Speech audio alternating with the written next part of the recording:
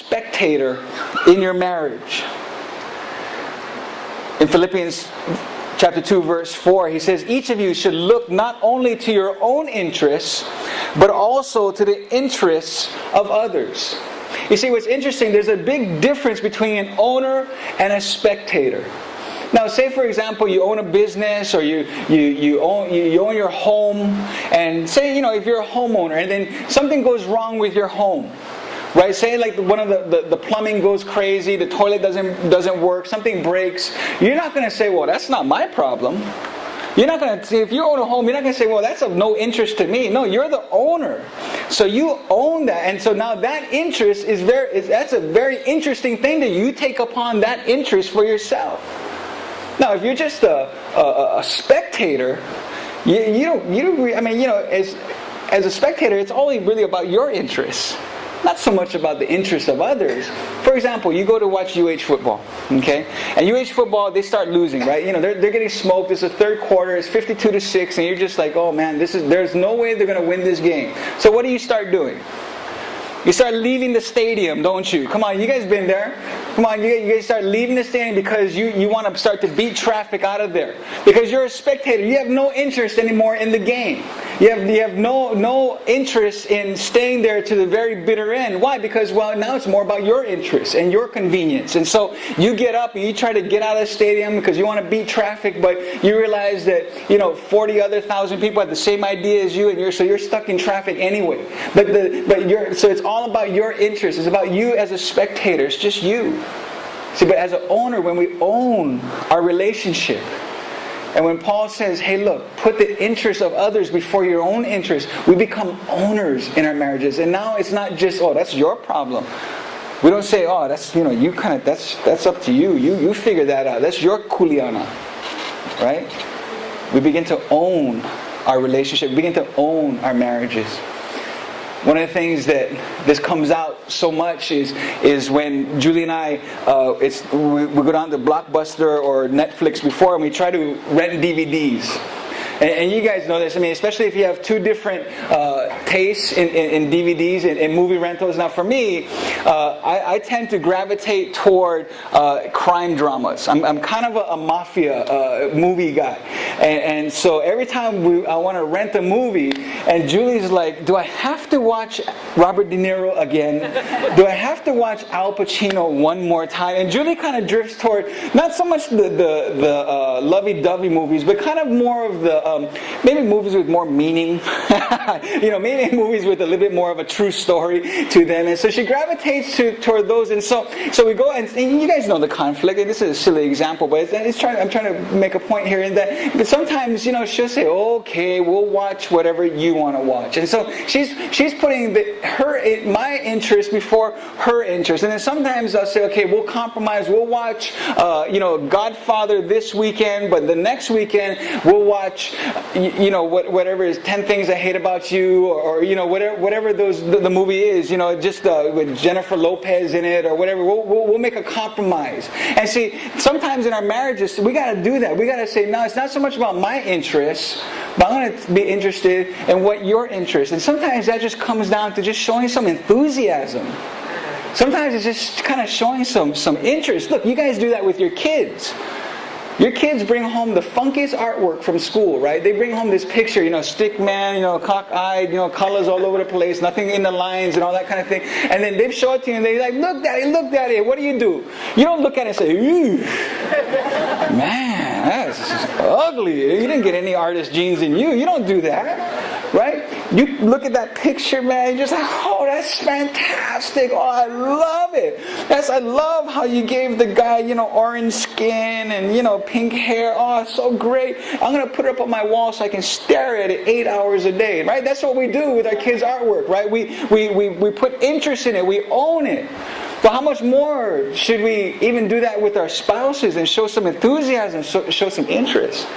I remember growing up, my dad had season tickets to UH football. And it was every week. He would go every week, whether they were winning or losing, they would go. And so my mom would go also, but she wasn't the biggest football fan in the world. In fact, she's not a big football fan at all. And so, but she would go, and I remember that she would go to all these games on the weekend. And she was there because she was putting the interests of my father before her own. She probably had a million other things that she would have preferred to do. But she was there, and I remember she would bring her knitting to the football game. So if you can imagine, there she is, just kind of, knitting this sweater. UH is beating BYU for the first time, and she's knitting this sweater in the middle of this game. But that image always stuck with me because, man, it was just a picture of putting the interest of my father maybe before her own, and going and just saying, hey, I'll be there. I'll show some enthusiasm. I'll support what you're doing. Sometimes we like to just draw the line right down the middle, and we put the masking tape down the middle of the room and say, that's your stuff and this is my stuff. And all of a sudden we become just a spectator in our marriages. There's no ownership. We're just spectating. And many times that you can tell if somebody's an owner or a spectator by the language that they use. See, the language of an owner says they say this, it's about us, it's we, it's our thing, it's our deal. A spectator say, oh, that's you, that's your thing. That's not about me, that's about you. And I see sometimes that happens in church. When people have an ownership for this church, they say, well, this is my church, this is our church. It's about us. It's what we are doing in this church. But sometimes when people spectate and just kind of come and check it out, it's about, oh, that's their church, that's your church, that's his church, that's her church. You see, there's a difference there. There's a difference just sometimes that comes down to our language. Can you take some ownership for your relationship? Yeah, maybe you don't want to watch that DVD. Maybe that's not your favorite activity to do. But maybe do it anyway. And put the interest of others before your own. And then the final thing that Paul writes about in this text that will give us staying power in our marriages is this. Before I go on, let's look at that passage from Romans chapter 15. It says, we must not just please ourselves, for even Christ didn't live to please himself. It's not just about living for ourselves, but even Christ modeled that. He didn't just live to please himself. And then number 4, your marriage is not about position and power. It's about a partnership. The marriage and your relationship is not just about how you can gain an upper hand. Maybe how you can dominate and have some position and some power. But ultimately, this marriage is about a partnership. Now let's read the rest of this passage. This is amazing. It talks about Jesus specifically, and he says this, your attitude should be the same as that of Christ Jesus, who, being in the very nature of God, did not consider equality with God something to be grasped. He didn't consider it as something to be grasped. In other words, he didn't consider it something to be leveraged. God didn't use his God nature because Jesus was God. He didn't use that power and authority. He didn't leverage that for his own sake, for his own benefit. But look what it says here.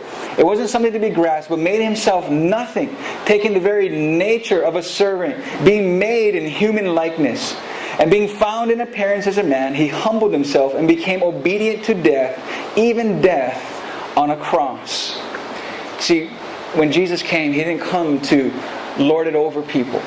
He didn't come to dominate and have position and power in politics and in society. He came to serve. He didn't consider his position as God to be something to be grasped, something to be leveraged, something to be dominated over people. He says he came and he was nothing. He emptied himself. And the Bible tells us in Ephesians chapter 5 that husbands and wives, you are to submit to each other out of reverence for Jesus Christ. You are to submit to each other out of reverence. That word reverence means to esteem or to worship. It's an act of worship when we not position ourselves with power and authority over our spouse, but look at it as a partnership, a togetherness, and that we are to submit to each other out of reverence for Jesus Christ. And and then it goes on to say, this is how you do that.